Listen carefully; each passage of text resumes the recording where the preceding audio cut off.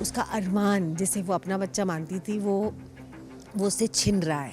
दादी साहब मेरी 2 माएँ हैं और मैं इनमें से किसी एक को चूज नहीं करूंगा। वो नहीं चाहती थी कि माधव की शादी शिवानी से हो। आप कह सकते हैं कि एक राज था जो मासा ने छुपा के रखा था। उन्होंने विद्या को शिवानी, मैं तो ये मान बैठा था कि तुम गुजर गई, मगर तुम तो सच जानती थी।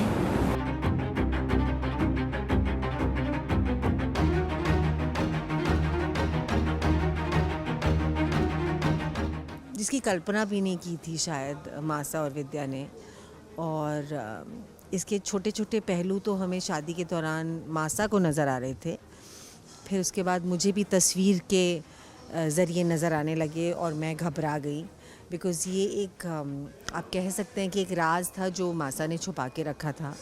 उन्होंने विद्या को इन्वॉल्व किया था इसमें, और ये तब की बात है जब विद्या की नई नई शादी हुई थी और मासा ने उसे बोला था कि ये करना पड़ेगा बिकॉज़ वो नहीं चाहती थी कि माधव की शादी शिवानी से हो। तो उन्होंने ये एक तरह से आप बोल सकते हैं कि एक झूठी कहानी सुनाई थी माधव को कि शिवानी चल बसी है क्योंकि उनका एक्सीडेंट हो जाता है। एंड कैसे उन्होंने शिवानी को बोला कि माधव नहीं है और शिवानी को मतलब एक आश्रम में रखा, और उन्होंने किसी को शायद जिम्मेदारी दी कि वो कभी ना उस आश्रम से बाहर निकले ताकि उसे पता ही ना चले कि माधव ज़िंदा है।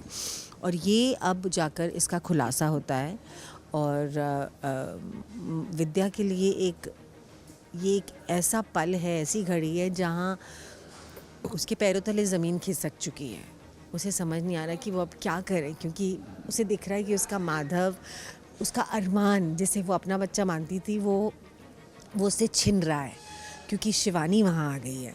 और ये एक तरह से उसको ऐसा नहीं है कि भैया शिवानी क्यों आई, उसको बस ये है कि मेरा अरमान मुझसे छिन जाएगा, मेरा घर मुझसे छिन जाएगा, मैं यहाँ की बहू हूँ, वो जो एक डेजिग्नेशन है वो मुझसे छिन जाएगा, मेरे माधव जी जो मेरे पति हैं वो मेरे पति नहीं रहेंगे। और उसको लगता है कि उसकी ज़िंदगी पूरी बर्बाद हो चुकी है। और यहाँ पर सारा पूरा जो खेला है वो खुल के आता है सबके बीच में।